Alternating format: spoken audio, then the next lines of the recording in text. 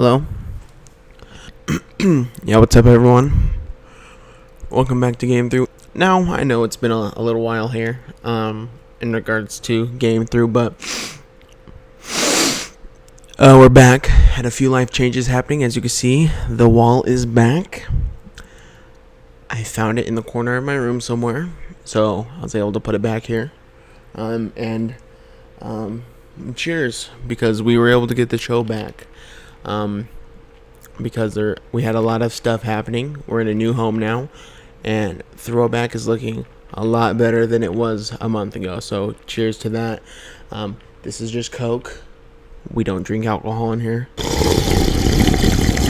Just Coke. So my Coke is gonna be chilling next to the PS2 games. All right, now 2020 has really just been one elongated Roblox. There has been so much going around in the world. I just never imagined the Crysis 2020 would be. However, way back in the day, and I mean way back in the day, we kind of had a different envision for how 2020 would be a crisis. Now let's take a step back to the game that would break computers, known as Crysis, where we had a different vision of 2020, and it was a much different crisis. But you know what, let's just jump into it first and see how it really is.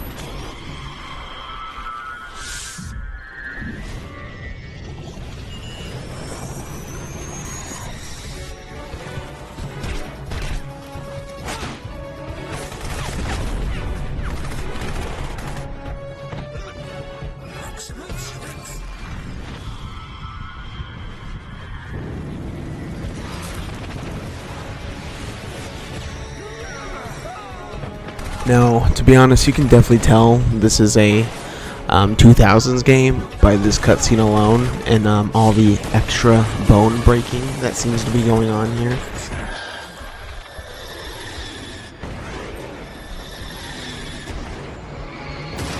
But enough about that.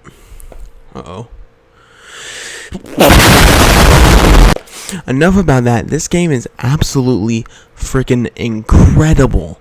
If you haven't played Crysis, I don't care what console you have, go download it on whatever. Just go play it now, because this game is absolutely amazing.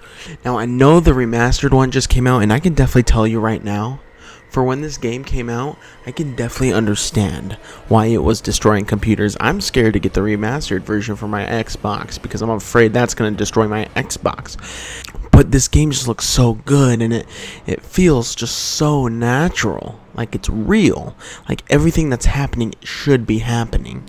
And I know this may seem very simple, but the fact that you can pull your gun out and you can actually attach the attachments while you have the gun out is so cool, because that's just something you don't see nowadays. In fact, I don't think there's no other game that really does this, to be honest. I am a little confused though, because this game displays enemies that are moving everywhere. There's convoys and vehicles that you can also just drive wherever you please, as long as you get to the objective. Now that means this game isn't like any other traditional FPS shooter. This game is actually a non-linear FPS shooter. And for those of you who don't know, let's go ahead and take a tour of what a non-linear game looks like. Let me get my teaching drink going here.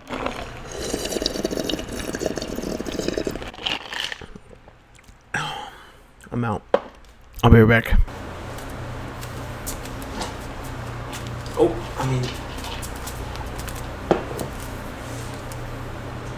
Can't show that on camera. It's soda, guys. It's soda. It's not wrong. It's not wrong. We don't drink. We don't even bring alcohol into it. We don't have alcohol in here.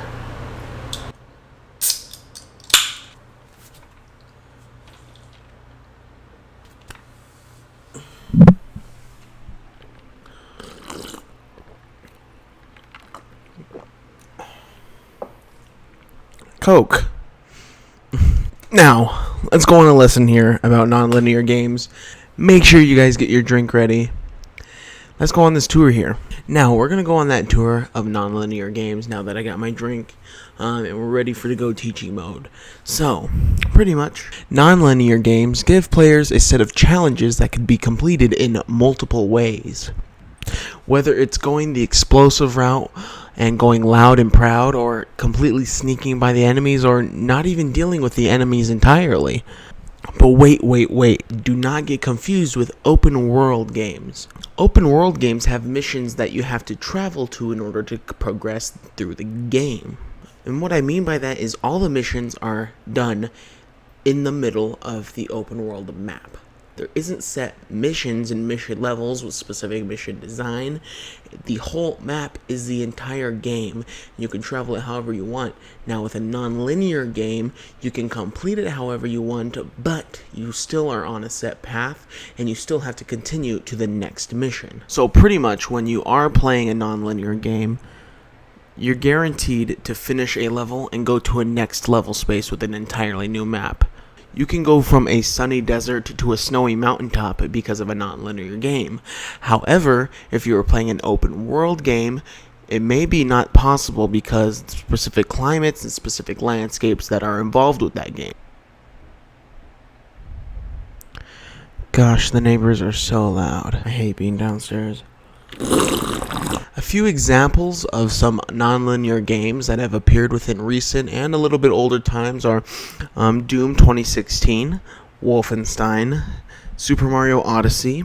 Even earlier examples of this would be Pitfall, Superman, The Hobbit, or the god-awful E.T. the Extraterrestrial. That being said, that concludes our lesson for today. Now, the point of that is telling you that Crysis has a lot of variety. There's so much you can do with the space that is given to you in the game. There's various side missions you can push through as well, or you can just focus on the main storyline instead.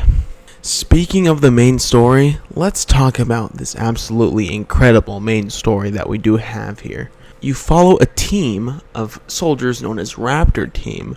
Raptor Team jumps onto a North Korean occupied island known as the Lingshan Islands. Along the way, you find out that the island does have a lot of secrets. Now these secrets you'll uncover through a day and night cycle.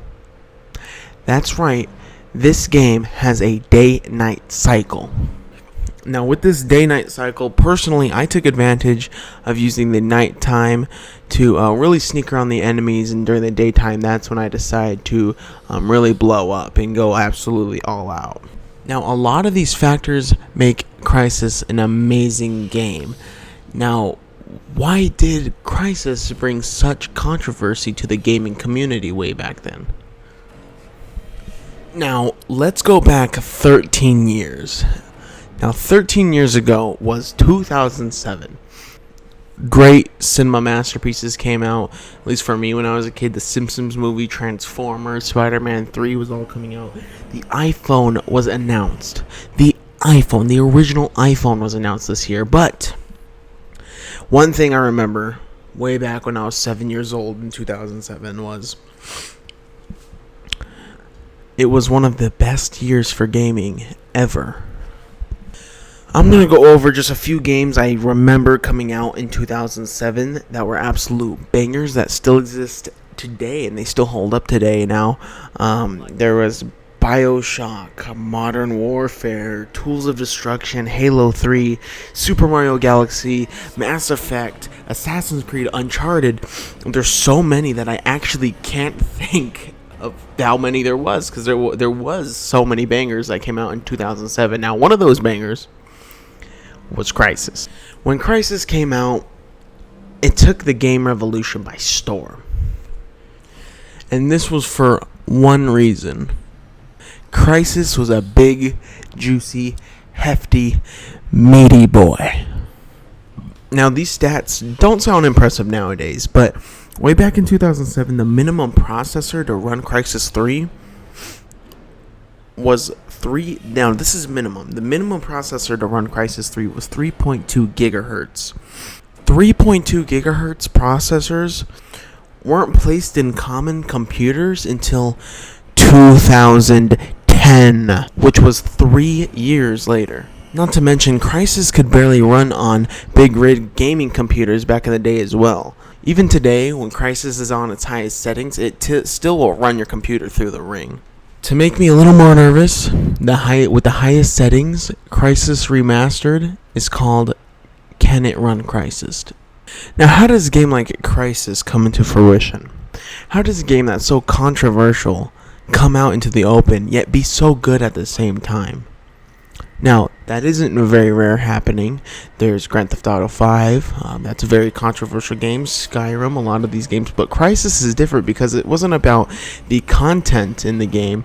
It was about the power of the game and how that game took over computers and how it still takes over computers to this day, 13 years later. Now, what is the best way to play Crysis? How can you still enjoy Crysis today and not have to go through a lot of the issues that you do receive when you play it on those highest settings? Now, a simple answer would be, don't play it on the highest settings. But in my personal opinion, the best way to play Crysis is either through the Crysis Remastered or Crysis backwards compatible on the Xbox One or the 360 version. You still get all the amazing features that come with Crysis on the PC. You do get a small graphics downgrade, but even then, the graphics still look absolutely impressive, so it doesn't matter anyway. So if you really just want to purely enjoy the game Crysis, download it on your Xbox. Give it a go. It's not that expensive. It was like $5 for me. I'm pretty sure it's free on Game Pass. Give it a go. See how it turns out. And enjoy Crysis Remaster when it comes out. So, what was the point of this GameThru episode? To be honest, I wasn't sure. I was sitting and I didn't know what to play, and I saw Crysis sitting there downloaded on my Xbox, and I remembered Crysis had been remastered, so I went ahead and picked up Crysis Remastered, and kind of brought me back to memory of how Crysis was way back in the day. Unfortunately, I wish I was able to play it back in the day, but our computer probably couldn't even run Modern Warfare. Now, what I find interesting is we may have to go through this process all over again with Crysis. And now that I sit here and think about it, now that I have the ability to play Crysis Remastered on a gaming PC, I'm very interested and I'm hoping to see how it goes. So I guess pretty much this episode was just a small look back into history of one of the most advanced controversial games of our time. We pretty much took a look and see when it took place, and now I hope you guys are ready because this is about to happen all over again with Crysis Remastered. Anyways, this has been GameThru. I've been reading your comments, and I see you guys want me to play good old Jak and Daxter here, right in between God of War and Jak 2. Now, we'll save the edgy Ratchet and Clank for another day. Stay tuned for that, because I do have a Jak and Daxter episode planned for the future. Maybe a couple seasons from now, because I do have to write it and plan it out and figure out what I'm gonna do. But definitely be on the lookout for another GameThru episode coming up soon. I'm happy GameThru is back. Anyways, this has been GameThru, and we'll see you guys next time.